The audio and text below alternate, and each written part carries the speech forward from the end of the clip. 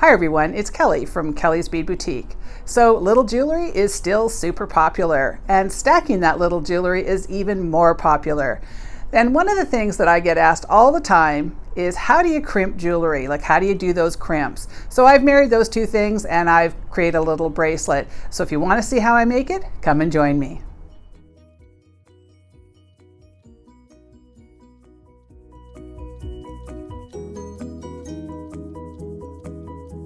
Okay, so to make our little stacking bracelets, we're going to be using some soft flex, and I always like to use the medium. I find that to be the perfect weight. I'm going to be using some 8/0 seed beads, and these are in a gorgeous green Picasso, and I'll have a link down below to all the supplies that I use today. I have these little curved tubes, and these ones come in silver, gold, and antique bronze, so you can choose the ones you like. I also have these little magnets. Now, don't let their size fool you. These magnets are really super strong. And the best way to use a magnet, instead of trying to pull it apart when you're trying to get it on and off, the best way to do it is to slide it. It works a little bit easier. I also have 4 of these little hex beads. I use these lots for just little decorative things because they're just so pretty. And I've got 2 small little 2x2 crimp tubes. And as far as tools, I'm going to be using a pair of crimping pliers.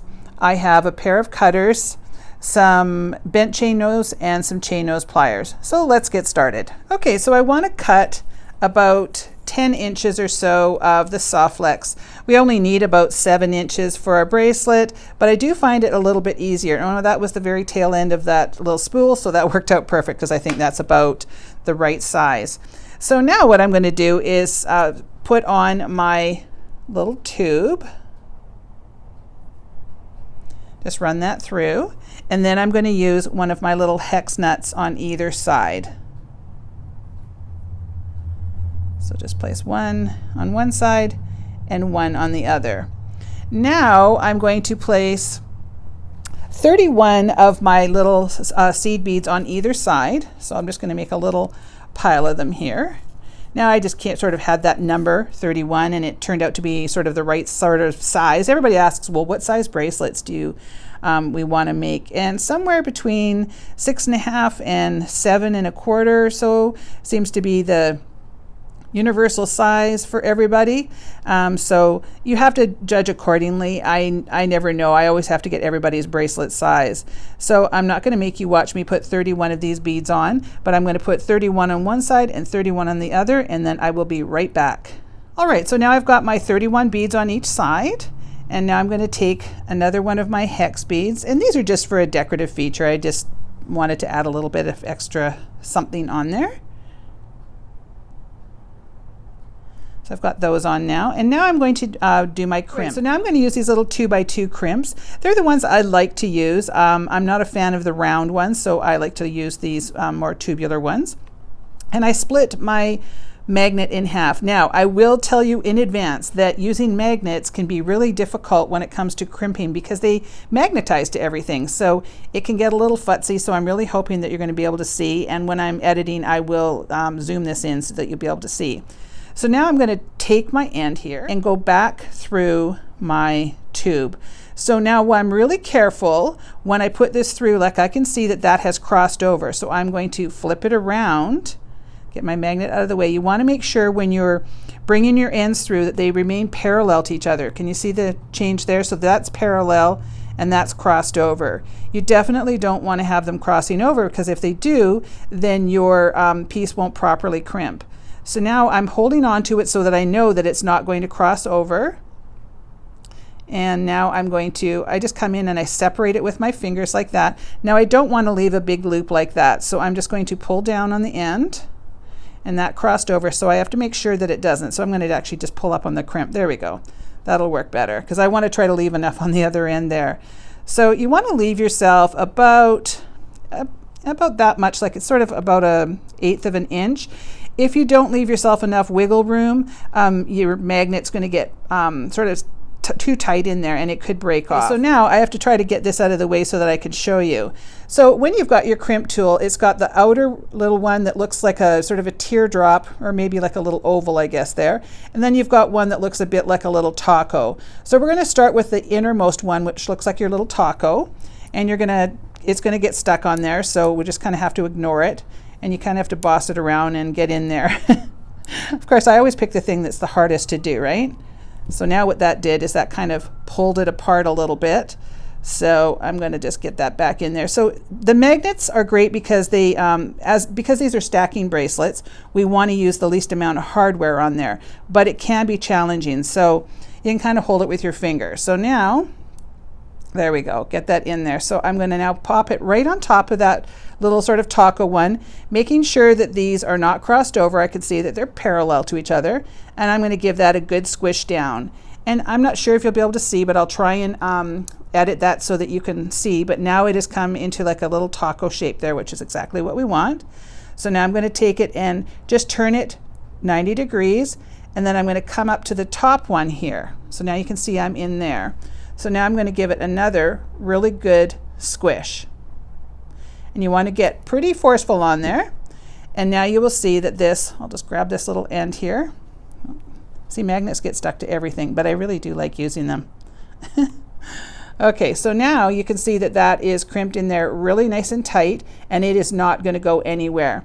And if you're a little worried, you could come in with your pliers, if you can get them away from the magnet. Oh, goodness. And you can give it another little scrunch, but I can't get it in there. Oh, there we go. So I'm just going to kind of come in from the top and give it an extra little tiny bit of a squish. Now, one of the things that I see lots of people doing, and it makes no sense to me at all. So when you cut this, you want to cut it as close as you can to that crimp. So now you can see I have no excess wire holding out there. What I see a lot of people doing is they'll leave a little tiny piece here, and they'll say, well, you need that for some fortification. You need that so that it'll give some stability or whatever it's going to do. But you have to sort of think about how things really work. All that little piece is going to do is going to come out and it's going to start poking you in the arm, because eventually that's exactly what's going to happen, is that little piece will get sort of frayed and it's going to poke out at you. So if you have crimped properly, you can cut right next to the crimp, and that is not going to go anywhere. So please don't fall into that trap of leaving that little bit and then wondering why your piece looks awful in a little while or starts to scratch at you, because you don't need to do that. So now I can move my beads right up to the end. You can also use a crimp cover on here if you wanted to cover that, but I don't mind them. I think they look fine. You're not going to really see that. It just looks like a little bead to me. So now I'm going to repeat that on the other end. So I'm going to put my crimp on first, and always use good quality crimps. We have some great ones on our website, and I'll try to make sure to have them linked below. If you use lousy crimps, you're going to have lousy, end results. So now I'm going to everything's getting stuck. I really debated whether or not I wanted to use these, but now I think it's good, so you can see that I too have challenges when you use magnets.